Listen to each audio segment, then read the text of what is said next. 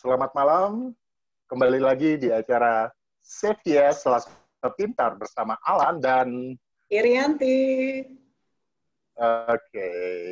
Jadi seperti biasa, acara ini diselenggarakan setiap hari Selasa jam 7 malam dan tayangannya juga disaksikan di YouTube channel kita di YTV TV atau di podcast kita YTV Podcast. Gitu. By the way, Bu Yanti, kita udah 8 episode nih. Kita udah punya 8 episode ya.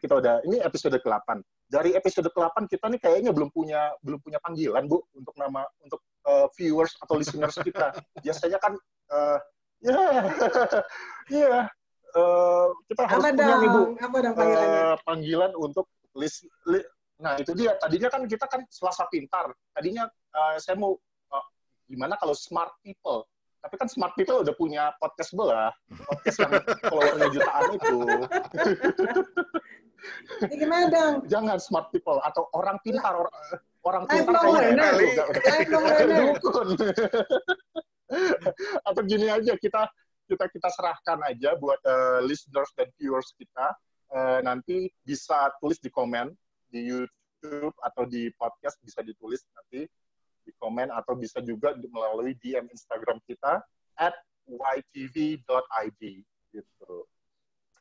Anyway, sekarang obrolan kita itu ya dibilang receh juga enggak sih, karena buat sebagian orang ini masalah yang lumayan besar.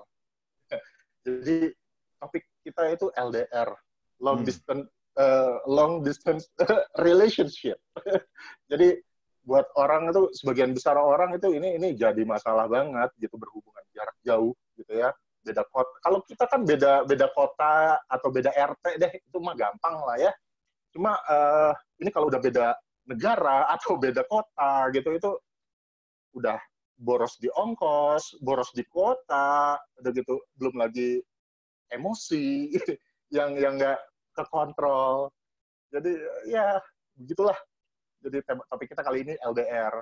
Tapi nggak apa-apa sih, beda kota atau beda negara, asal jangan beda perasaan aja. Ya. Kalau beda perasaan ya itu dia, lo doang relationship, gue mah enggak gitu. Oke, Ben. Kalau gitu seperti biasa kita mengundang narasumber ya yang bisa kita mintai informasi. Jadi di sini ada 2 orang. Yang pertama ada Ibu Yusi Neviani, atau biasa dipanggil Bu Yusi. Malam, Bu Yusi. Halo, Assalamualaikum. Jadi Waalaikumsalam warahmatullahi wabarakatuh. Jadi Bu Yusi ini, beliau itu adalah seorang pejuang LDR. Selain bekerja sebagai seorang wirausaha, dan juga seorang engineer ya, Bu ya, insinyur beliau ini. Jadi, ya, kurang lebih begitu. Nanti kita akan ngobrol banyak, Bu. Kita mintain gimana sih rasanya LDR-an. Suami di mana, Bu? Suami di kota apa atau di negara apa? Surabaya. Oke. Lumayan jauh ya. Baik, kalau gitu nanti kita akan kembali lagi ke Bu Yusi. Yang kedua ini kalau kalau saya bilang selebriti dunia maya, karena mukanya ada aja di mana-mana. Setiap ada pelatihan apa, talk show apa gitu, ada aja orang ini. Iya, saya dua kali gitu di forward ada pelatihan dan ada acara talk show. Ya begitu saya lihat pembicaranya, ya ini mah gue kenal ini orang ini. Jadi namanya mungkin agak ke Prancis-Prancisan, Lahan gitu ya, Lahan. Padahal beliau itu anak Bugis asli. Namanya Larane Hafid. Ya, beliau sekarang ini bekerja sebagai digital specialist, Digital strategist. Itu keren. Itu bahasa keren. Sebenarnya bahasa simpelnya sih itu, mimin Facebook. Oke. Beliau adalah seorang digital strategist, aka Mimin. Mimin, itu. Lalu beliau juga seorang penulis dan jurnalis, pernah bekerja di beberapa radio internasional, seperti misalnya Radio Singapore International atau di NHK Jepang. Beliau juga seorang blogger dan seorang tokoh podcast Indonesia. Jadi sebelum mungkin udah ada yang pernah dengar Rintik Sendu atau Podcast Mas, atau sebelum Ustadz Hanan Ataki bikin podcast, beliau udah bergerilya duluan di dunia podcast. Oke. Waalaikumsalam. Oh ya, beliau sudah domisili di Bangkok. Jadi gimana Bangkok, Bang Rane? Saya manggilnya Bang atau Kak ya? Bangkok ya relatif sudah aman sih, sudah mulai masuk kerja beberapa orang, kantor-kantor, walaupun belum kapasitas maksimal, paling baru 50% gitu. Kayak di kantor saya itu baru 1 kali seminggu gitu misalnya masuk gitu. Di luar itu sih dibebaskan, dan enaknya karyawan masih dibebaskan, mau masuk mau enggak terserah gitu. Yang penting kerjaan beres gitu. Tapi ya salam dulu buat teman-teman yang sedang menyaksikan ini. Apa yang disebutkan Alan tadi dengan segala macam pengalaman segala macam itu sebenarnya hanyalah satu cara untuk mengatakan bahwa saya sudah tua gitu. Karena wah, yang ini belum mulai, dia udah mulai duluan. Itu sebenarnya cuma satu cara untuk mengatakan bahwa nih yang diajak ngomong udah tua banget nih pas ini.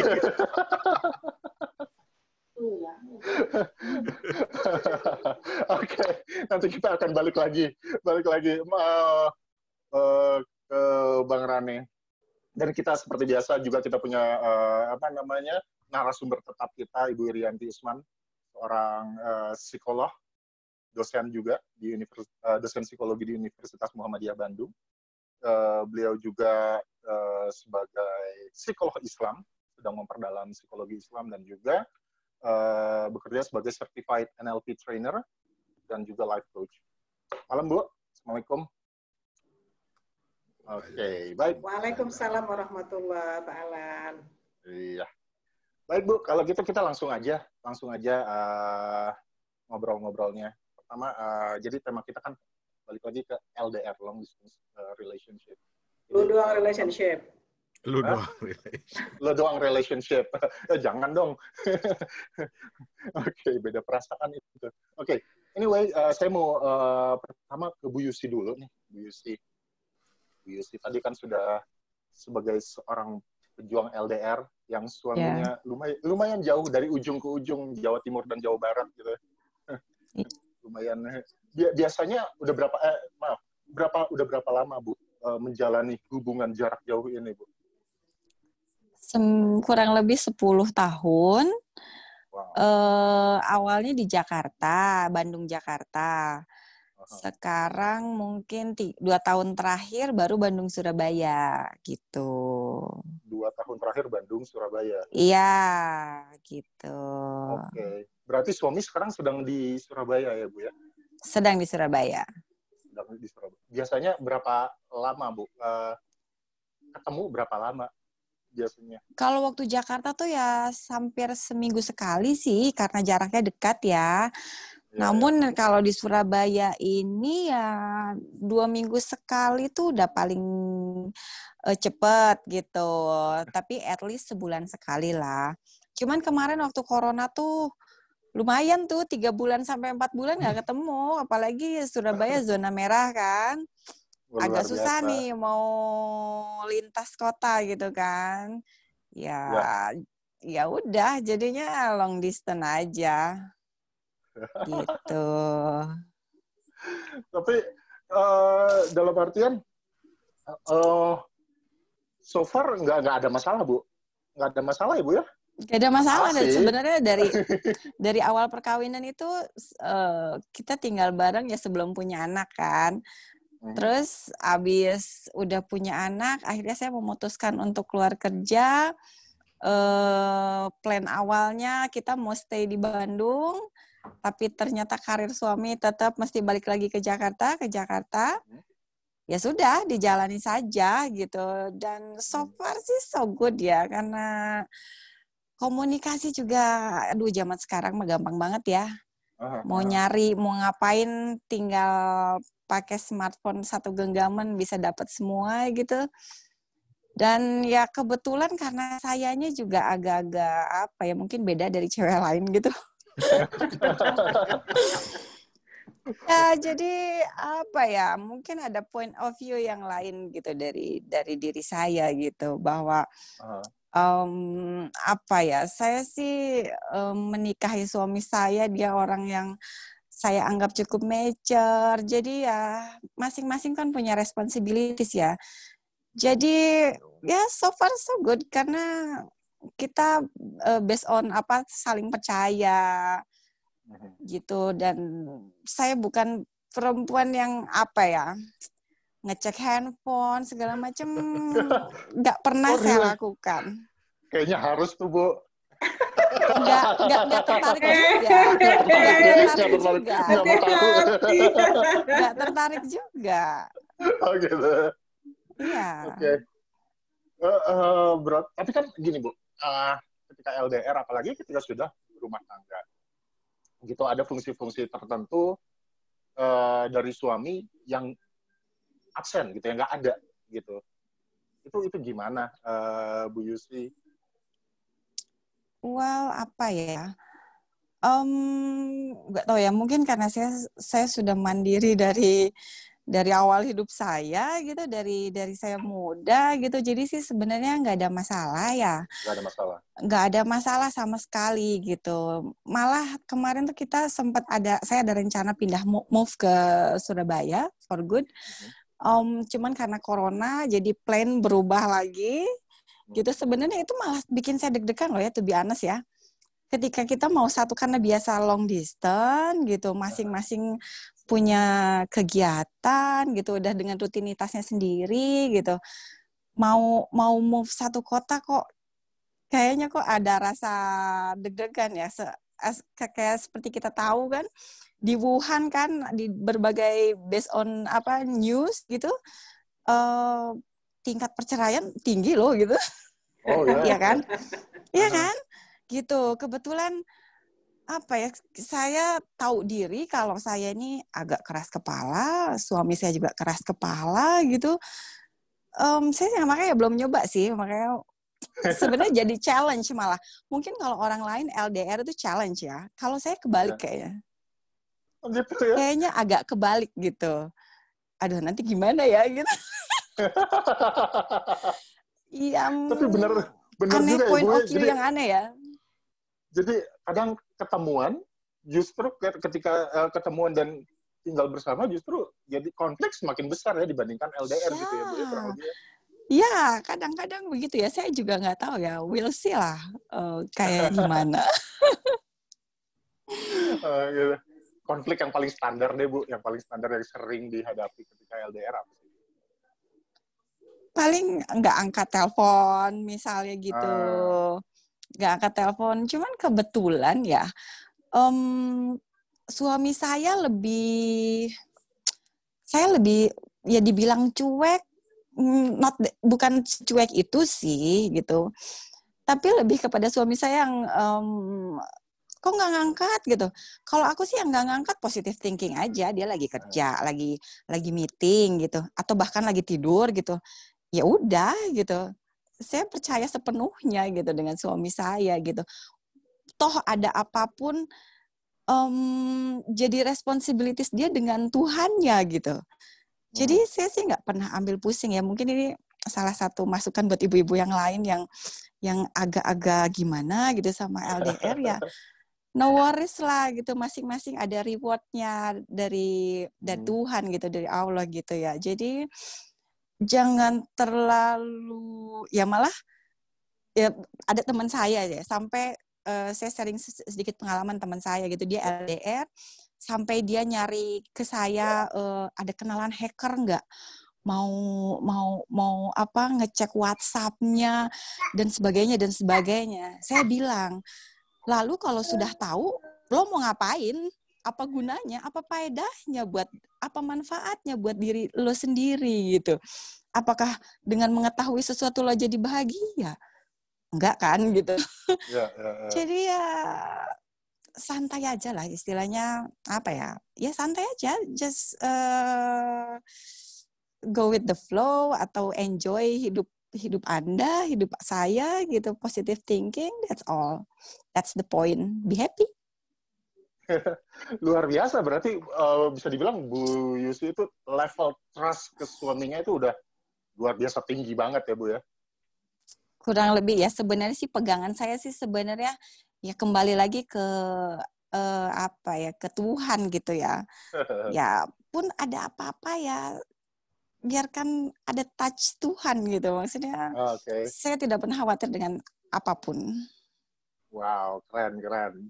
Baik Bu Yusi. Bu Yusi, nanti kita balik lagi ke Bu Yusi ya Bu. Oke. Sekarang saya mau beralih ke narasumber kita yang berikutnya, Bang atau Kak Rane. Ya, saya bingung nih manggil Bang atau Kak nih, karena ya saya biasanya Jangan dipanggil Mbak aja nggak apa-apa sih.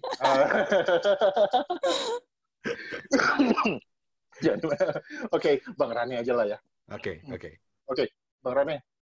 Tadi kan kita udah dengerin ya. Tentang Bu Yusi, gimana beliau menjalani LDR. Cuma kan nggak semua orang bisa sekeren Bu Yusi. Yang level trust-nya tinggi banget gitu ke suami, atau yang bisa menyerahkan ke semuanya ke Tuhan gitu. Nggak semua orang bisa sekeren beliau gitu. Terutama di dalam komunikasi nih. Terutama dalam komunikasi. Misalnya contohnya nih, LDR kan oke lah. Sekarang teknologi kita bisa video call, kita bisa chat, ya, telepon. Gitu ya. Cuma kan beda banget nih. Nggak ada intimacy, nggak ada touch di situ. Kita contoh kecil, kita eye contact nih, kita eye contact. Saya nggak bisa eye contact langsung karena saya harus ke kamera. Jadi saya nggak tahu nih eye contact yang lain bagaimana gitu. Terus juga belum lagi kalau chat itu kan salah koma atau nggak salah titik aja itu bisa jadi masalah gede banget, bro. Oh iya, betul. Pakai capital letter juga tuh masalah tuh. Betul. Capital letter atau cuma kita icon emoticon jempol. Emoticon jempol itu wah bisa jadi ribut gede gitu. Oke. Nah, sebagai seorang yang mendalami komunikasi, atau sebagai seorang yang bisa saya bilang sebagai LDR survivor.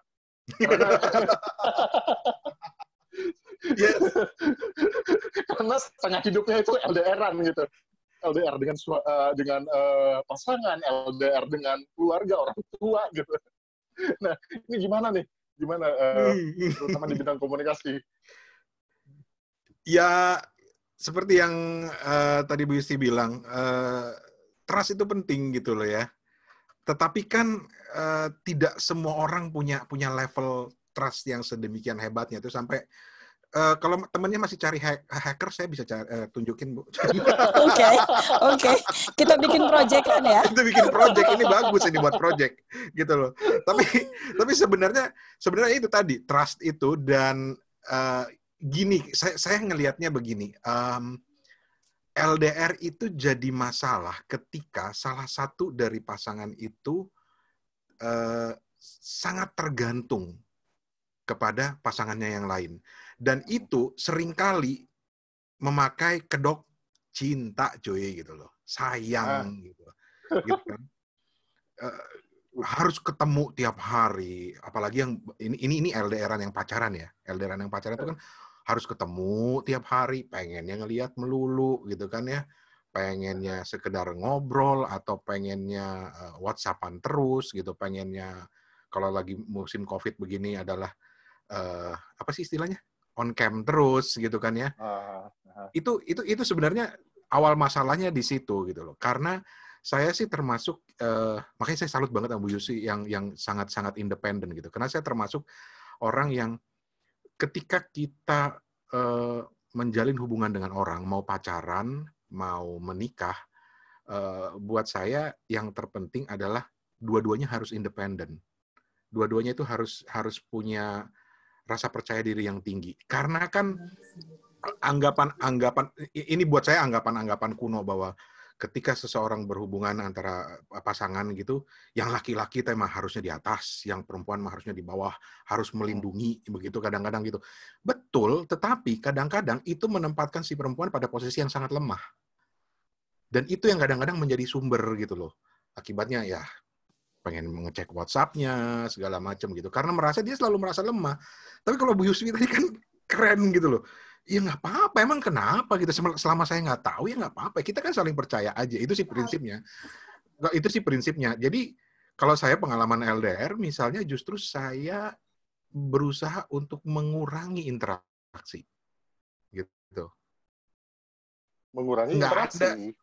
Justru berusaha untuk mengurangi interaksi dalam artian, udahlah kalau cuma sekedar buat WhatsApp atau zaman dulu ya, maklumlah kita mah angkatan zaman dulu ya, SMS-an gitu, mahal gitu loh. Itu satu. Yang kedua, buat apa sih cuma sekedar nanya udah makan apa belum gitu. Emang kalau nggak ada ditanyain dia nggak makan gitu kan. Makan itu adalah sesuatu yang alami yang harus dilakukan orang gitu. jadi nggak perlu lah gitu. Jadi buat saya yang terpenting itu bukan kuantitasnya tapi kualitasnya. Jadi walaupun mungkin sekedar seminggu sekali akhirnya kita on cam atau kita ngobrol, kalau dulu tuh telepon gitu. Itu lebih berkualitas gitu ketimbang setiap hari gitu. Itu satu. Yang kedua adalah yang pertama tadi adalah trust, yang kedua itu adalah kualitasnya ya dibanding kuantitas. Yang ketiga itu adalah bagaimana sebenarnya kita, jadi gini, pola berkomunikasi antara bertemu langsung dengan berkomunikasi dengan menggunakan medium itu berbeda. Kalau kita berkomunikasi dengan bertemu langsung seperti Alan bilang tadi, benar kan? Itu ada eye contact di situ. Jadi kita harus membiasakan diri untuk memahami semua medium-medium itu. Kalau telepon misalnya ya, tanpa gambar, tanpa kamera, itu kita membaca dari nada suara. Kita membaca dari nada suara, kita membaca dari ekspresi orang itu, apa ya, mindset kita kemudian bergeser untuk membaca orang itu dari nada suaranya. Bahkan ketika kita pakai on cam begini, ekspresi kita juga bergeser melihat orangnya langsung gitu Pak. Yang bagaimanapun bukan kenyataan, berbeda dengan ketemu langsung. Jadi itu kita harus pahami dulu mediumnya itu, bagaimana kita beradaptasi dengan medium-medium tersebut. Sehingga ya kalau cuma sekedar ini teori, tapi kalau Bu Yusfi tadi malah mempraktekkannya menjadi kenyataan bahwa kalau cuma sekedar emot aja atau kalau cuma sekedar nggak diangkat teleponnya, itu kita harus selalu punya persepsi bahwa mungkin ada sesuatu yang membuat dia tidak melakukan itu, tapi jangan dipersepsikan sebagai hal yang negatif gitu. Jangan lagi di mana nih gitu loh. Atau telepon dikit, ini backsound-nya kok banyak musik di mana nih? Gitu. Ini kenapa ada suara perempuan di belakang gitu. Kayak begitu gitu. Atau yang laki-laki, ini kenapa ada suara cowok di belakang? Di rumah kita nggak ada cowok, siapa itu? Gitu loh. Tukang ketoprak, Kang gitu kan. Misalnya gitu. Hal-hal kayak begitu gitu. Itu yang penting. Tapi dalam hal saya kalau masih pacaran sih kadang-kadang emang LDR tuh berat ya. Gitu. Bawaannya mau ketemu terus, tapi begitu nikah sebenarnya justru itu menjadi berkah kalau buat saya sih LDR itu. Kita dilatih terus bukan dilatih, kita diberikan kesempatan untuk ambil jarak. Dan ambil jarak itu adalah sebuah kemewahan loh dalam hubungan pernikahan. Kemewahan. Kalau saya misalnya, karena sekarang istri saya ikut di Bangkok segala macam, kemewahan saya adalah kalau sudah di atas jam 11 malam, saya udah nggak mau diganggu. Harus sendiri. Me time. Me time itu penting gitu. Itu upaya saya untuk tetap menjaga jarak dalam versi itu. Nah, kalau itu LDR, itu kemewahan banget. Nggak semua pasangan punya kemewahan itu. Kalau mau melihatnya dari perspektif itu, bukan dari perspektif yang aduh menderita banget gitu. Kayaknya orang paling susah di dunia gitu loh. Kayak gitu. Tapi ada satu hal, terutama yang udah menikah buat saya, yang sangat penting buat saya adalah LDR itu kadang-kadang selalu dilihat dari sudut pandang pasangan, suami istri, istri suami. Banyak yang lupa bahwa ada juga loh yang mungkin kalau mau dilihat dari sisi negatifnya bisa menjadi korban LDR, yaitu anak. Gitu. Kita kan nggak pernah tahu gitu kan. Selama ini kan mikir, suaminya, anaknya itu gimana perasaannya gitu, seperti itu. Nah itu juga yang harus diperhatikan. Kalau menurut saya sih kayak gitu. Oke. Oke. Nah, berarti tadi ada statement yang menarik. Kita harus mengerti ketika berkomunikasi jarak jauh, kita harus mengerti medium-medium yang kita pakai, misalnya telepon atau eye contact atau misalnya gesture dan lain-lain. Oke. Yes. Oke, sedikit cerita nih di luar konteks. Ini sedikit di luar konteks berkaitan dengan telepon. Jadi saya mau cerita sedikit nih. Kebetulan saya dan Bang Rane ini cukup kenal dekat. Jadi mama saya dan bapaknya Mas Rane itu kenal dekat juga. Gitu. Makanya kita juga kenal dekat. Gitu. Oke. Jadi saya sempat dititipkan juga di rumah gitu ya. Nah, kenal di mana mamanya dan papanya? Kenal dekat banget gitu. Kita pernah nebeng di rahim yang sama.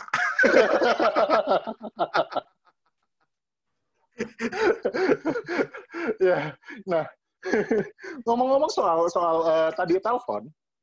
Jadi mungkin beliau juga nggak tahu ceritanya. Jadi satu hal ketika kita lewat telepon, Bang Rani ini punya satu keuntungan. Yaitu suara lo adem kayak AC 2 PK. Iya. Jadi maksudnya gini. Jadi saya punya pengalaman, jadi emang menyejukkan gitu ya, suaranya enak gitu, emang karena penyiar kali ya, broadcaster. Jadi saya punya pengalaman, bukan cuma 1 kali atau 2 kali, bahkan 3 atau 4 kali, ini mungkin saya juga belum pernah cerita nih. Jadi, biasalah dulu ketika kita ABG, biasalah ya, dengan ada kecengan, ada gebetan gitu ya, suka nelpon-telponan, zaman dulu mesti pakai telepon rumah, gitu kan. Jadi kalau gebetan saya atau beberapa orang gebetan saya nelpon ke rumah gitu, dan beliau yang ngangkat, pasti selalu pertanyaan mereka satu, itu siapa kok suaranya bagus? Gitu. Kurang ajar gitu. Ya nggak tahu. Kurang ajar gitu. Sialan gitu, tau gitu. Makanya kalau ada telepon sebisa mungkin jangan dia yang ngangkat. Oke. Anyway, balik lagi tadi masalah LDR. Jadi, tadi kan dibahas masalah trust. Tapi ada satu lagi, Bang Nani, sebelum kita beralih ke Ibu Riyati, ada satu lagi berkaitan dengan keterbukaan, self-disclosure. Ya, keterbukaan di misalnya katakanlah kita mengunggah aktivitas kita di Instagram atau di Facebook gitu, biar enggaknya pasangan kita tahu kita lagi ngapain. Gitu. Misalnya kita lagi kerja biar karena telepon sulit, mau chatting juga nggak bisa, akhirnya kita kita unggah gitu ya. Nah, pertanyaannya sejauh mana sih gitu kita bisa terbuka di sosial media? Karena kalau dilihat dari zaman sekarang semua diceritain gitu. Ada yang sebel sama suaminya juga diceritain gitu. Gue sebel banget deh sama suami gue begini. Atau misalnya ya semua diceritain, jadi kita bisa tahu gitu, terbuka banget. Nah ini sejauh mana sih gitu kita bisa terbuka di sosial media? Kalau itu dikaitin dengan LDR, sebenarnya sosial media itu pisau bermata dua gitu loh. Karena di satu sisi kita jadi tahu gini loh. Prasangka itu muncul karena kita terlalu banyak tahu. Kalau buat saya seperti itu. Kita terlalu banyak tahu dalam artian di sosial media kita tahu dia lagi di sini, dia di sini, dan kita bisa mengait-ngaitkannya sehingga menjadi muncul prasangka. Kalau buat saya begitu. Justru kalau kita nggak tahu, seharusnya buat saya nggak akan ada prasangka. Jadi sosial media sekarang itu justru membuka kemungkinan orang untuk mikir macam-macam gitu terhadap pasangannya. Untungnya istri saya bukan tipe orang yang suka sekali bermain di sosial media. Kalau suaminya sih nggak usah ditanya, mimin kerjaannya begitu. Jadi buat saya adalah zaman media sosial ini benar-benar membuat keadaan menjadi semakin sulit gitu. Kalau kita mau lihat dari sisi itu, karena segala macam diekspos dan orang-orang jadi nggak tahu mana yang pribadi, mana yang enggak, itu udah susah membedakannya gitu. Itu udah umum sekali, itu sering sekali. Bahkan sering sekali, misalnya saya baru aja ngasih workshop tentang podcast gitu ya beberapa minggu lalu, dan salah satu pertanyaan yang paling sering muncul adalah, saya tuh pengen jadiin podcast itu sebagai sarana untuk curhat. Terus saya bilang, kenapa curhatnya tema ke podcast? Kenapa misalnya bukan ke orang gitu loh? Karena dia bilang, saya cuma pengen sarana untuk menyalurkan diri. Nah, ini pembenaran yang sering kali menjebak orang ketika mereka bermain di media sosial, mau pakai Facebook segala macam, Twitter, Instagram segala macam, sebagai sarana untuk menyalurkan rasa sepi, menyalurkan rasa kesal gitu. Orang tidak tahu sampai di mana batasnya. Seorang selalu bilang, ini kan Facebook saya, ini kan podcast saya gitu loh. Kenapa sih? Apa urusannya? Urusannya adalah karena satu dunia bisa melihat. Itu aja sih sebenarnya urusannya gitu loh. Cuma satu aja. Satu tapi benar-benar gede banget masalahnya, karena satu dunia bisa melihat. Dan ketika satu dunia bisa melihat, orang yang membuat persepsi tentang apa yang kita posting itu bisa jadi beragam. Nah, siap nggak kita untuk menerima itu? Contoh simpel. Saya lagi LDRan sama istri saya, terus tiba-tiba di kantor ada teman ngajak, selfie bang, ayo selfie gitu ya. Sekretaris saya misalnya, atau ada teman-teman kantor gitu ngajak selfie gitu kan ya. Terus saya posting, saya nggak posting, si sekretaris ini yang posting gitu loh. Dengan Bapak, keren banget ya Bapak hari ini, misalnya kayak begitu. Itu yang mempersepsikan itu bisa 1 juta orang itu. Dan persepsinya bisa 1 juta persepsi juga gitu loh. Dan potensi persepsi itu jadi negatif, juga bisa 1 juta. Gitu. Dalam artian seperti itu. Jadi gunakanlah media sosial itu benar-benar untuk berteman aja lah. Jangan terlalu serius, apalagi mau mengumbar perasaan segala macam. Kalau ini bukan sponsor sih, tapi saya sarankan teman-teman untuk kalau ada Netflix, tonton yang namanya film yang namanya The Social Dilemma. Itu asli merinding nontonnya. Merinding banget. Ya. Film eksperimen, dokumenter ya? Dokumenter. Itu betul, keren karena banget. yang ngomong itu semuanya orang-orang tokoh-tokoh Twitter, salah satu pendirinya Facebook, segala macam. Sampai bentuk desain dari interface, cara kita nge-like, cara kita refresh segala macam, itu bisa berpengaruh pada kehidupan orang. Nah, itu yang harus kita waspadai. Tapi ya itulah, kalau saya sih mah balik aja ke teori awal bahwa ketika ada yang mau curhat-curhatan kayak begitu, tanyakan dulu, yakin mau gitu loh. Follower saya cuma 500 follower kita. Follower kita dari 500 itu yang punya teman ke teman berapa, dikali itu bisa jutaan yang lihat posting kita gitu. Dan ketika sudah naik di media sosial, udah nggak bisa diturunin lagi. Beneran nggak? Di-delete bisa, tapi akan tetap ada selamanya di situ. Itu. Jadi itu yang harus benar-benar diwaspadai, apalagi ketika LDRan gitu loh, karena persepsi kita bisa jadi macam-macam gitu loh sama pasangan kita segala macam, padahal kenyataannya nggak seperti itu. Dan satu, kalau buat saya mah pesan sebagai orang yang sebagai mimin yang tiap hari, orang-orang mah paling 5 jam, saya bisa sampai hampir 12 jam gitu loh di media sosial gitu ya. Itu satu hal aja yang terpenting adalah ketika kita lagi emosi, apalagi emosi sama pasangan, jauhin Facebook. Jauhin Instagram, beneran. Kadang-kadang kita udah berusaha nahan, akhirnya kita ngetiknya itu pakai kode gitu loh. Kata-kata bersayap lah segala macam. Kan nggak nyebutin orangnya dengan harapan bahwa kata-kata bersayap ini nanti akan dibaca oleh si pasangan. Dibaca emang pasangan. Kemungkinan besarnya dibaca sama pasangan karena kan kita follow-followan. Tapi yang di luar pasangan yang baca berapa orang? Wah, lagi ribut nih. Ribut nih kayaknya. Itu sih kalau dikaitin dengan media sosial. Oke. Thank you banget Bang Rane. Jadi tapi sebelum saya mau beralih ke Ibu Irianti, Bang Rane masih punya waktu nggak? Karena jam 8 tadi katanya masih rapat, ada rapat. Iya, ini ada Mimin mau rapat antar Mimin, tapi ya kira-kira 10 menitan lagi lah, masih cukup lah. Oke, baik. Punten banget. Jadi baik kalau gitu. Oke, kalau gitu saya mau beralih ke Ibu Rianti Usman. Jadi sebagai seorang psikolog, ya, melihat ini semua, melihat LDR, melihat trust, self-disclosure, dan lain-lain, ini bagaimana sih, Bu? Spesifiknya dari... Spesifiknya misalnya, kalau saya lihat, hubungan gitu, dari hubungan, itu gimana sih, pengaruh nggak sih ke mental? Mental baik istri atau suami atau pacar atau siapapun. Baik, Bismillahirrahmanirrahim. Selamat malam. Ini teman-teman semua ya.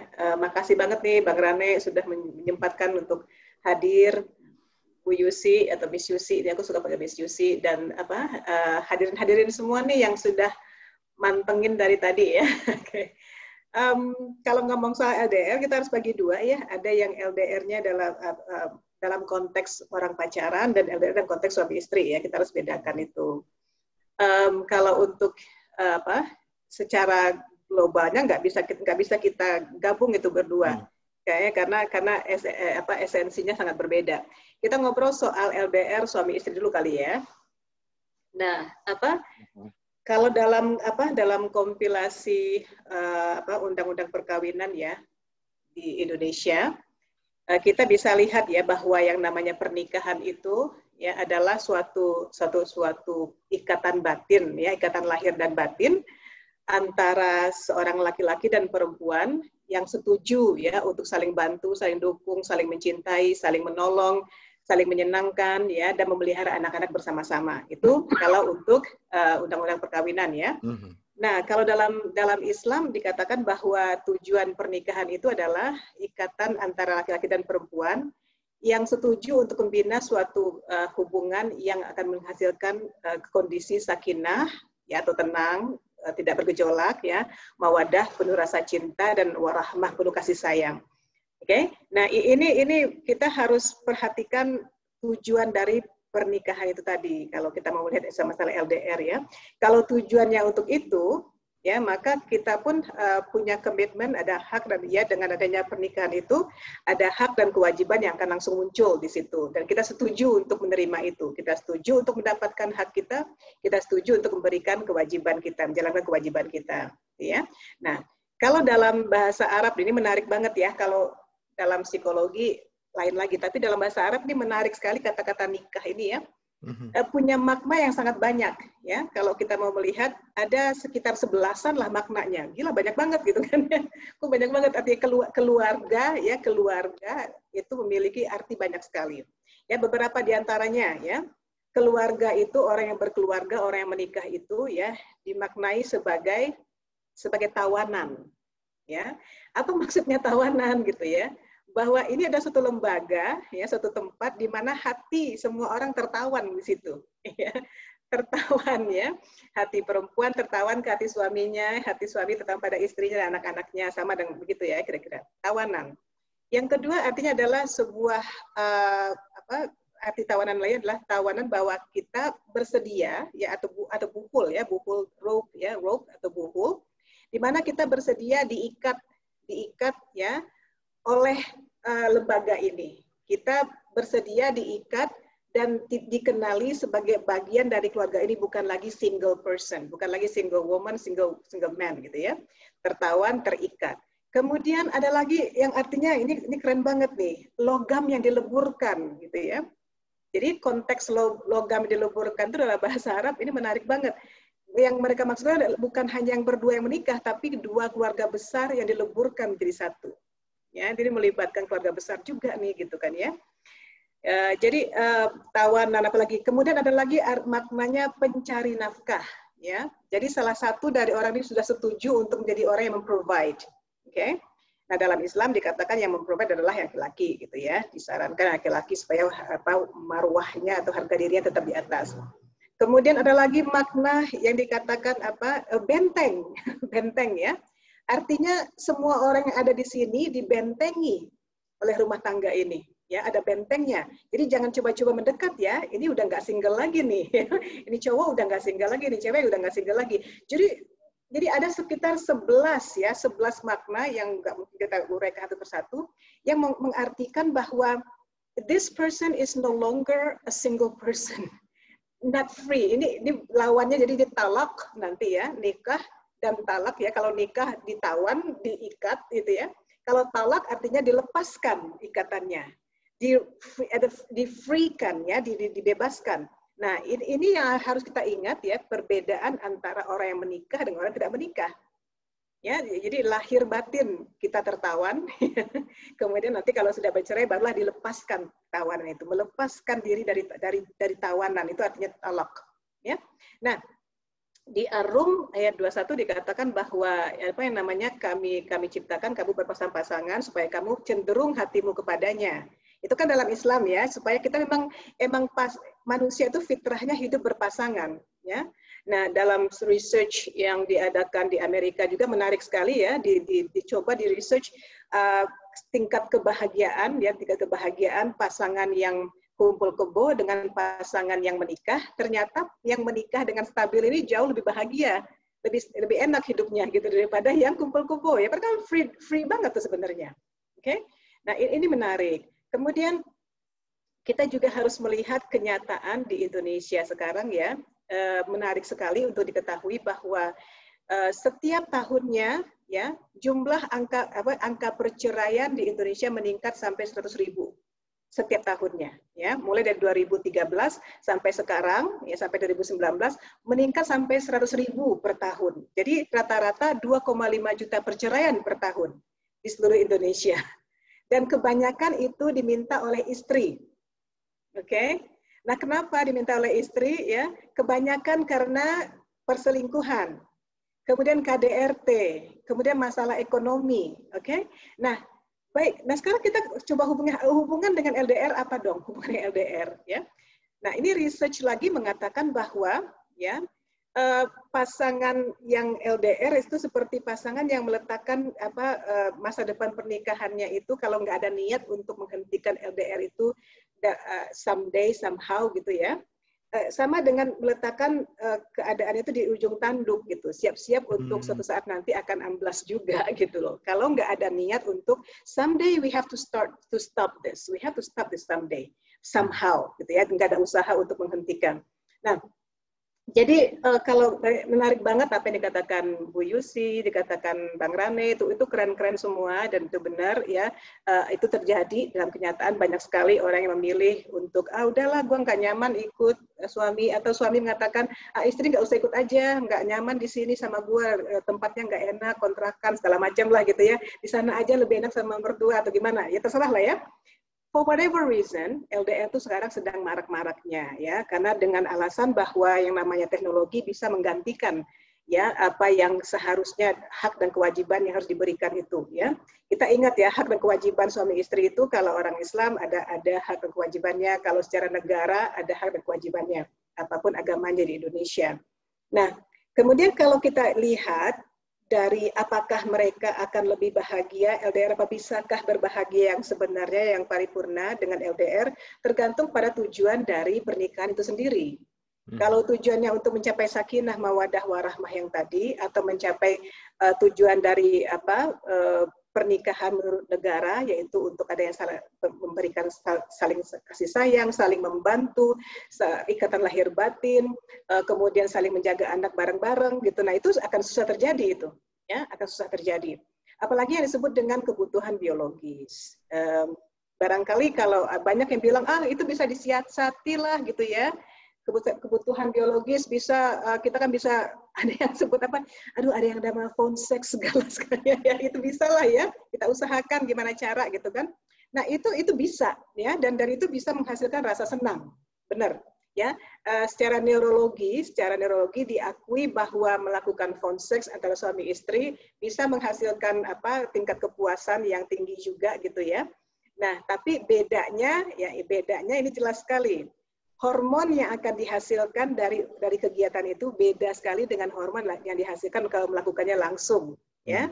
Begitu kita melakukan phone sex ya, begitu kita mencapai puncak, maka yang kita keluarkan hormon adalah hormon dopamin, hormon happy, giddy and satisfaction ya, rasa puas. Sedangkan kalau kita melakukannya langsung, ada 3 hormon yang keluar sekaligus ya. terutama pada saat berciuman. Nah, itu penting sekali, berciuman bukan sekedar untuk itu bagian dari foreplay. No, it's not that. Ya, itu adalah bagian yang paling penting untuk terjamin munculnya disebut dengan hormon serotonin, hormon yang menenangkan, mengkalemkan, tenang, kalem, ya, fokus. Kemudian keluar hormon dopamin yang membahagiakan, yang menyenangkan, memuaskan. Dan yang paling penting hormon oksitosin atau hormon yang menimbulkan kasih sayang yang dalam ya, antara suami dengan istri. Nah, itu nggak bisa diperoleh ya melalui phone sex, mau diperoleh dengan cam sex atau apapun juga lah namanya ya. Itu nggak bisa. Yang keluar hanya hormon dopamin, yang begitu hormon dopamin selesai ya. Connection-nya nggak ada lagi. Tapi kalau oksitosin ya, connection-nya seperti bonding-nya antara anak bayi dengan ibunya saat breastfeeding. Seperti itu rasa bonding-nya. Maka research sudah membuktikan bahwa ya berciuman dengan benar, love making yang benar yang dinikmati ya, maka hormon oksitosin, dopamin dan serotonin yang dihasilkan itu berhasil secara eksperimen membuat seorang pria lebih monogamus, lebih nggak kemana-mana pikirannya dan lebih setia kepada pasangannya, lebih sayang kepada pasangannya.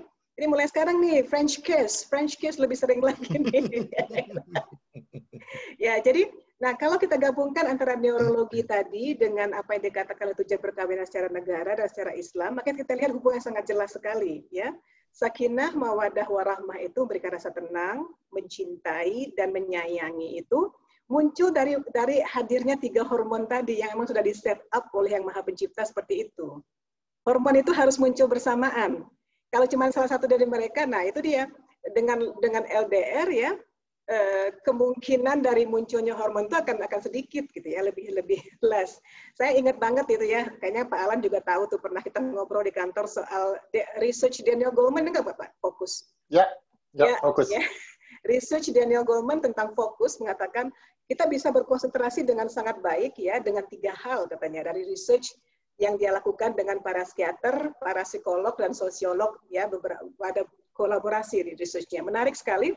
Karena ternyata ada 3 hal yang membuat orang bisa sangat fokus dalam hidupnya, dalam bekerja, dalam memutuskan sesuatu ya, yaitu dengan adanya hubungan seks yang memuaskan, seks yang rutin, ya, seks yang rutin dan memuaskan.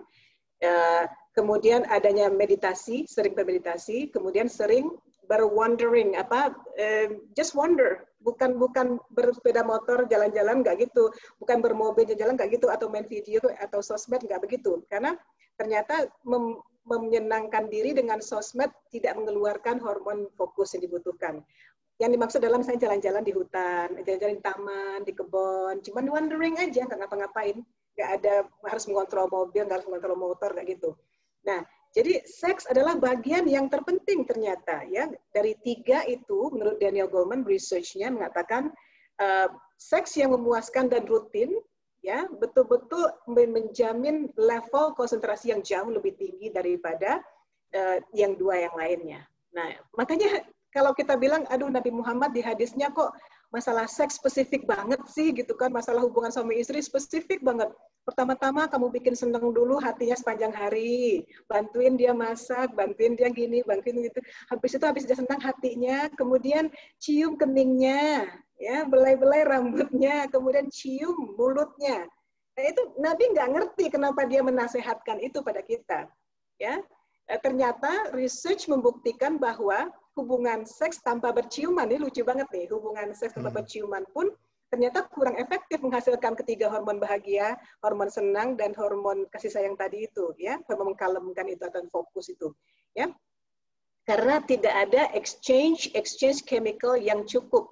Nah, pada saat seorang laki-laki mencium pasangannya di mulut itu, di lidah itu, ya, reseptor-reseptor di lidah dan di bibir langsung aktif. Nah, dari laki-laki mengeluarkan protein dan hormon seks yang membuat perempuan lebih reseptif kepada hubungan itu. Nah, hasil yang akan terjadi nanti adalah hormon-hormon yang kita harapkan tadi. Jadi LDR memungkinkan Ibu, maaf. kita, ya. Sebelum dilanjut, maaf, kayaknya Pak Rane ini harus cabut. karena ada meeting. Iya, baiklah. Aduh, sayang banget. Ini justru baru mulai seru-serunya ini, Saya dari tadi nyatet ini soalnya. Ya Allah, itu dia. Jangan lupa ya, yang nomor 1 ya. Iya, ini nanti saya kasih ke istri dah catatannya. Anyway, saya punten minta maaf ini mendadak benar. Terima kasih loh. Terima kasih Bu. Terima kasih banget atas semuanya. waktunya. Terima kasih. Jangan bosan ya ikut acara kita. Kapan lagi kita siap diundang. Siap. Yes. Assalamualaikum. Waalaikumsalam. Thank you. Oke. Baik Bu, silahkan Bu, bisa dilanjut. Iya. Jadi kesimpulannya LDR membatasi the release of that kind of hormone untuk suami istri ya. Itu membatasi. Jadi kita nggak tahu seperti apa. Makanya kalau yang terjadi di Cina, masih ingat di Wuhan kemarin itu, begitu banyaknya yang meningkat sampai beratus-ratus orang yang minta cerai dalam waktu beberapa minggu aja gitu ya. Nah itu nggak mengherankan. Barangkali pada saat mereka dalam waktu kondisi sebelum corona ya, barangkali mereka lebih banyak berjauhan dan akhirnya memang kasih sayang itu nggak terbiasa lagi ada gitu ya, nggak biasa. Nah dan mereka sudah bermasalah sebenarnya. Nah begitu disatukan dalam satu rumah kembali dengan waktu lama 24 jam, jadi masalah itu yang sudah ada tereskalasi. Ya, karena nggak pernah di-solve selama ini, itu yang jadi masalah dan nggak terbiasa dengan apa yang disebut dengan exchange dari hormon yang 3 tadi, ya. Jadi kalau dalam teorinya psikologi ya, teori Sternberg ya, namanya teori tentang intimacy, passion dan commitment. Jadi dengan adanya kedekatan yang terus-menerus antara suami dengan istri dan emotional bond yang luar biasa, attachment yang luar biasa, maka seseorang bisa mencapai yang disebut dengan consummate love ya, di mana ada intimacy di situ, ada passion, ya ada gairah di situ, ada commitment di situ. Nah, kadang-kadang ada lagi ada beberapa jenis relationship ya suami istri yang mungkin ada relationship yang non-love namanya, yang sama sekali nggak ada cinta, nggak ada komitmen, nggak ada nafsu sama sekali, ya. Ada namanya hubungan suami istri yang seperti kayak teman ya, namanya liking friendship ya. Intimasinya ada, ya intim pokoknya main video game bareng oke, jalan-jalan oke, gitu kan ya, pokoknya seru-seruan oke, tapi udah nggak ada passion, ya nggak ada komitmen juga, itu non-love namanya. Atau yang infatuated love ya, jadi passion tinggi, intimacy rendah, tapi komitmen nggak ada, ya seperti itu. Nah ini semua bisa kita kumpulkan menjadi satu ya, adanya intimacy, adanya passion, adanya commitment dengan cara merangsang ketiga hormon tadi untuk muncul. Nah itu susah kalau untuk LDR. Itu cuma pandangan dari sisi psikologi dan psikologi Islam. Gitu Pak Alan. Baik. Terima kasih banyak Bu. Oke, sebelum kita lanjut nih, lagi seru nih, kita lagi seru banget. Jadi tapi sebelum kita lanjut, kita nggak mau diskusi sendirian, kita juga mau mengajak teman-teman viewers kita yang ada di sini untuk ikut berdiskusi. Silahkan mau curhat, mau bertanya. Kita punya 2 orang narasumber di sini, Ibu Irianti Usman dan Ibu Yusi. Enggak, silahkan. Tapi sebelum ada pertanyaan, saya mau nanya lagi nih ke Bu Yusi. Bu Yusi, bisa kasih sedikit nggak do and don'ts gitu yang berbagilah buat para pejuang-pejuang LDR lainnya, sesuatu yang harus dilakukan dan jangan dilakukan ketika berhubungan jarak jauh. Itu apa sih kira-kira do and don'ts-nya? Apa ya? Susah kalau suruh ngelis. Yang mungkin down dulu deh, yang down dulu tuh adalah negative thinking, curigaan. Ya, itu jangan banget deh gitu. Karena efeknya pada diri sendiri, Pak Alan. efeknya tuh apa ya? Jadi pada psikis diri sendiri tidak happy, kayaknya mumet gitu. Cuman mikirin sesuatu hal yang belum tentu terjadi gitu. Ya ketika ada rasa curiga, ketika negative thinking sama pasangan gitu. Kalau saya pikir sih, mungkin lo kurang kegiatan gitu maksudnya. Atau temen lo kurang banyak. Atau temen lo kurang banyak, atau pulang lo kurang malam gitu misalnya gitu. Karena yang dipikirin ya negative thinking gitu. Lakukan gimana caranya happy sehingga jadi bisa positive thinking gitu. Bukan cuma sama pasangan, sama apapun gitu kan.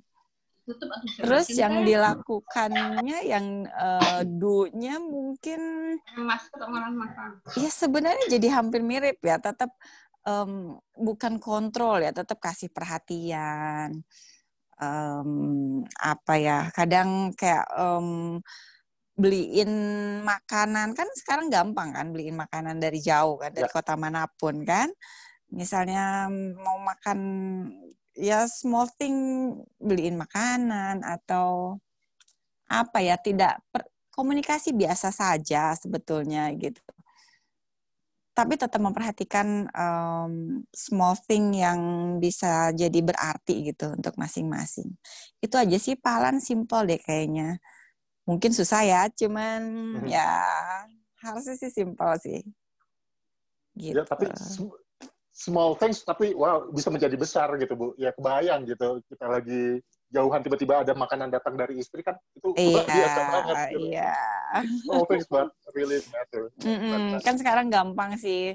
Bukan cuma makanan, beliin sesuatu juga kan tinggal kirim ke sana. It's easy ya. Ya. Keren. Baik. Oke, baik, makasih banyak Bu Yusi. Sekarang saya lempar lagi ke viewers kita yang ada di sini yang kebetulan ikut menonton kita di Zoom. Silakan jika ada yang ingin ditanyakan atau concern atau pengen berbagi, sekedar berbagi, silakan kita serahkan lagi ke Oke. Ya. Kalau nggak ada, kelihatannya ada yang lewat chat. Coba kita lihat. Oke. Di sini ada dari Ibu Indah Adi Rahayu. Ya, melalui chat. Betul sekali Miss Yusi. Small things tapi membuat bahagia, seperti tiba-tiba datang ke rumah. Karena saya juga korban LDR. Oke, baik. Mungkin Bu Indah bisa cerita sedikit, Bu. Gimana ini ya, menjadi korban LDR-nya? Mungkin bisa berbagi, Bu Indah? Yap, Assalamualaikum. Waalaikumsalam warahmatullahi wabarakatuh. Apa kabar semuanya? Kabar baik, Say. Miss Yusi, betul banget. Karena saya juga korban LDR.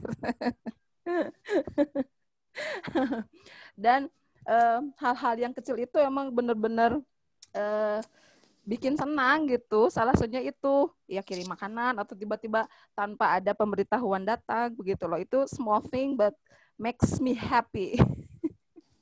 Contohnya small thing kayak gimana, Bu?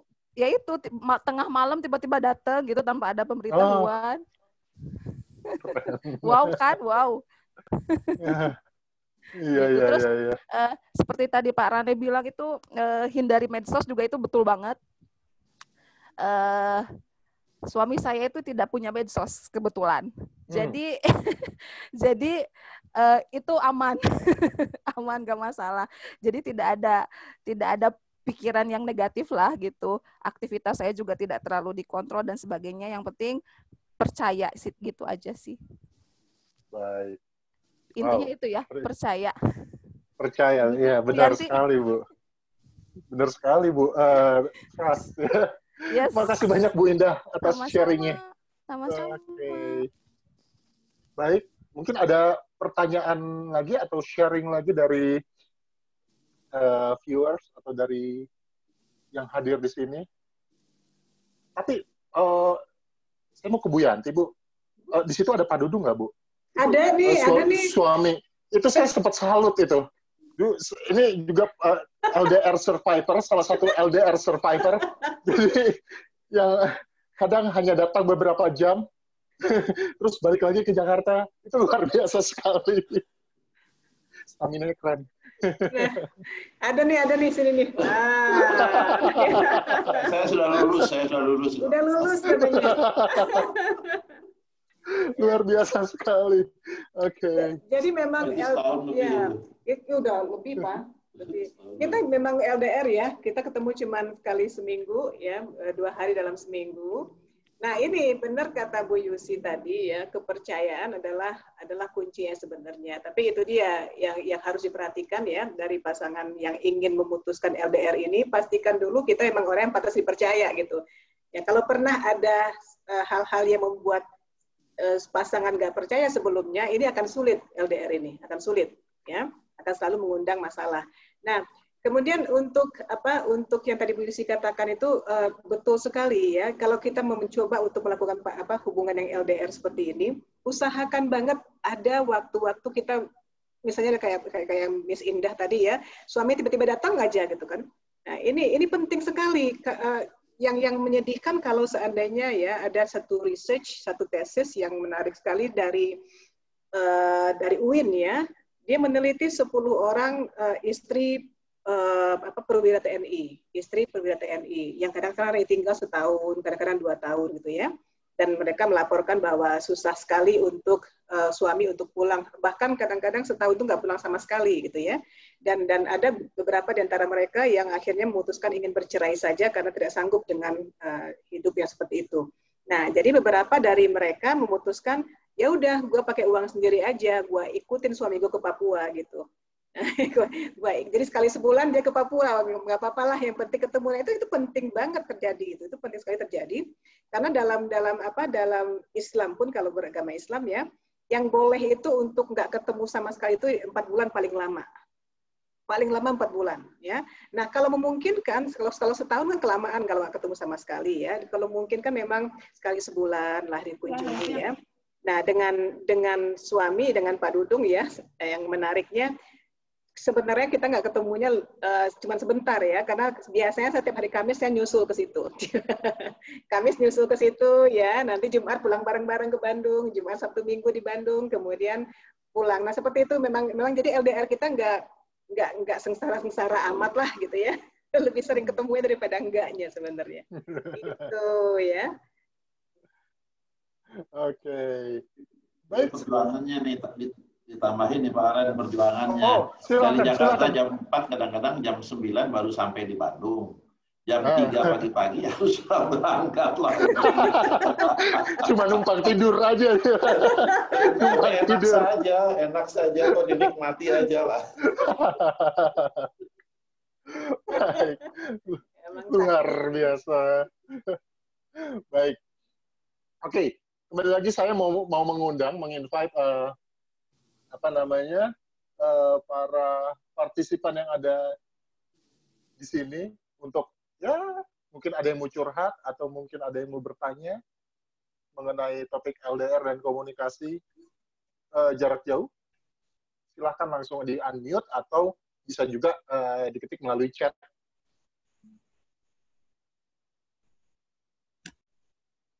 Oke, kalau begitu, yes. Belum ada. Baik, kalau begitu. Baik, kalau begitu, mungkin akhir kita kayaknya udah sampai pada di ujung acara ini. Oh, ada sepertinya. Bentar. Mau tanya, silakan Gisda. Dari Sofura Agisda mau tanya. Yes, mungkin ada pertanyaan bisa langsung di-unmute. Gisda? Bisa langsung di-unmute. Oke, halo. Halo. Sebenarnya karena dari tadi nggak dengerin materinya ya, karena telat datang. Cuman sebenarnya ini sih kayak bingung, maksudnya mungkin udah disampaikan tapi Gisda yang nggak tahu gitu.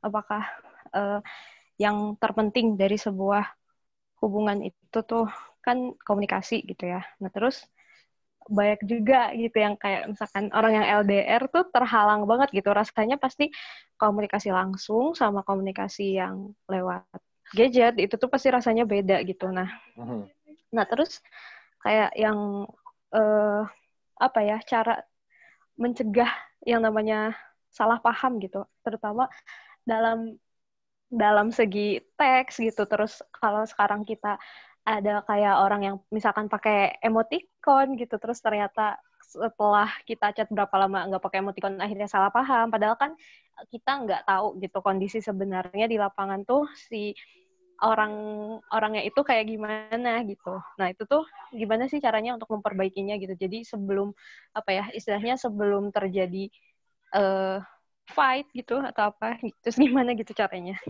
Oke, terima kasih. Thank you Gisda. Ini by the way ditanyain ke siapa? Ke Ibu Irianti atau Bu Yusti? Ke mungkin... siapapun Oke. Yes. Oke, kalau dari ya silakan Bu. Miss Yusi kali tuh yang gimana tuh yang menjalani langsung? Ya mungkin saya sedikit masukkan ya. Kan di awal mau LDR tuh kan pasti ngobrol dong, kita LDR ya. Nah, di awal sebelum LDR itu ada diskusi komunikasi yang mau dijalankan tuh seperti apa gitu. Pengalaman saya ya, komunikasi maksudnya bukan komunikasi ya, sharing untuk berkomit komunikasi seperti apa yang mau dijalankan itu kurang. Sehingga di 2 tahun atau mungkin 4 tahun pernikahan deh, sebenarnya banyak masalah juga gitu. Dari sayanya yang misalnya salah satunya terlalu cuek atau saya jawab tuh singkat-singkat, itu tuh jadi masalah gitu. Jadi sebetulnya ya komunikasi ketika ada masalah langsung utarakan unek-unek atau maunya kayak apa gitu tuh diutarakan aja. Nanti ketemu titik tengah sehingga jadi masing-masing jadi saling mengerti gitu. Jadi kan kalau misalnya nggak ada komunikasi, yang satu expecting banyak gitu dan yang satunya tidak bisa kasih, nggak provide gitu, itu kan berarti apa ya, jadi kayak salah satu ada expecting yang satu enggak gitu. Ya itu jadi komitmen di awal, nanti jadi cari-carinya win-win solution aja gitu. Gitu kurang lebih. Benar tuh Miss Yusi, benar banget ya. Kalau kita jadikan pedoman sebenarnya keridoan ya, ridonya di mana gitu ya. Dalam agama kita kan juga begitu. Kita ambil lagi suami istri deh gitu kan ya. Kalau sebenarnya ila itu atau seorang istri itu bisa minta cerai pada suaminya kalau nggak dikasih nafkah sama sekali selama 6 bulan berturut-turut ya, atau kalau nggak nafkah lahir batin 6 bulan berturut-turut, atau ditinggal aja nggak ada kabar 6 bulan boleh minta cerai. Nah itu kalau istrinya nggak ridho, dia bisa minta cerai. Tapi kalau istrinya ridho, nggak apa-apa lah kalau dinafkahin juga. Yang penting kita tetap komunikasi. Yang penting nanti kamu kembali. Itu juga nggak apa-apa. Jadi sama dengan yang tadi yang Miss Susi katakan gitu kan, dari awal udah ada pembicaraan nih, ya. Seperti misalnya Miss Yanti dengan Pak Dudung gitu ya. Saya tuh nggak suka, ya misalnya tuh nggak suka kalau Pak Dudung men-silence-kan phone-nya. Jadi setiap kali dia di Jakarta, I already told him, ya Pak, tolong ya telepon jangan pernah di mute. Ya, telepon jangan pernah di mute ringernya. Karena itu bermasalah. Nah, takutnya kalau papa lagi sakit, kalau mama emergency segala macam, nggak bisa menghubungi papa atau gimana gitu ya. Contohnya begitu. Karena Pak Dudung sendirian di apartemen, ya. Jadi khawatir kalau sakit atau gimana gitu ya. Jadi kita udah punya perjanjian, papa kalau mau tidur bilang dulu selamat malam atau gimana gitu, mau tidur jangan hilang aja misalnya. Nah, ini komunikasi dari awal tuh penting sekali. Nah, kita kalau lagi di kantor jam segini jangan diganggu ya, biasanya rapat tuh hari Senin rapat ya Mah ya, gitu jangan diganggu gitu kan. Sama dengan gitu kalau misalnya Miss Gisda tuh ya, jam segini kalau di Korea itu lagi gini nih gitu kan ya, tadi tolong jangan dihubungin gitu ya. Atau kalaupun saya akan membalas pasti singkat-singkat ya balasannya ya. Kemudian tambah lagi yang sering harus dihindari emoticon itu tuh. Emoticon sering banget bikin masalah ya.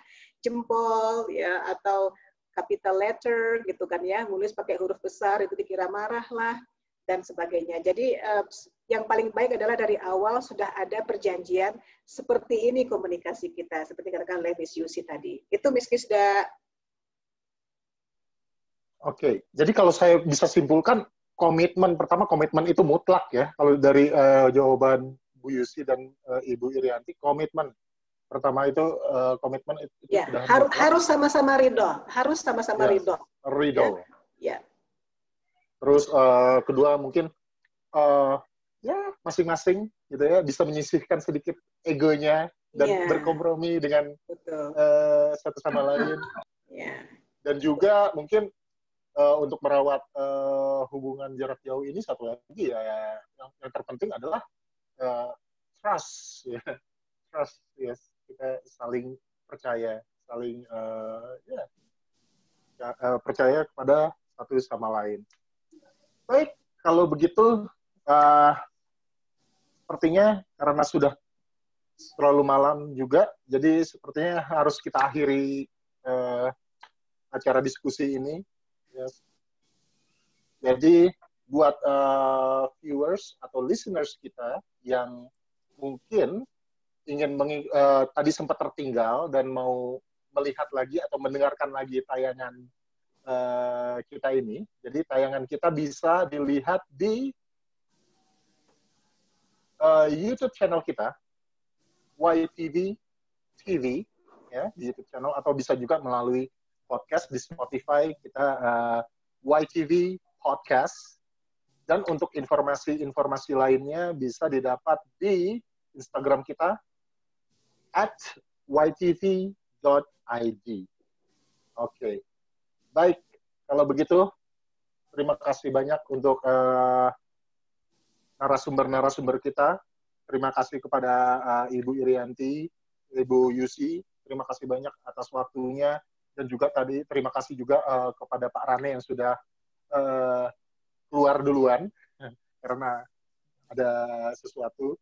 Dan juga terima kasih juga untuk partisipan yang hadir langsung untuk menyaksikan acara Sevia ini. Jadi di sini kita hanya ingin memberikan sedikit pengetahuan dan juga semoga bisa memberikan informasi-informasi dan memberikan inspirasi bagi listeners dan viewers kita. Dan jangan lupa satu lagi adalah kita butuh nama ya untuk listeners dan viewers kita. Jadi silahkan tinggalkan komen di YouTube ya, di YouTube atau di podcast atau juga bisa di DM langsung di Instagram kita. Semoga pertemuan berikutnya kita sudah punya panggilan buat viewers dan listeners kita. Baik, terima kasih banyak sekali lagi dan sampai ketemu di episode Sevia berikutnya. Assalamualaikum warahmatullahi wabarakatuh. Assalamualaikum warahmatullahi wabarakatuh. Terima kasih semuanya. Makasih Miss Yusi dan teman-teman semua. Assalamualaikum. Waalaikumsalam.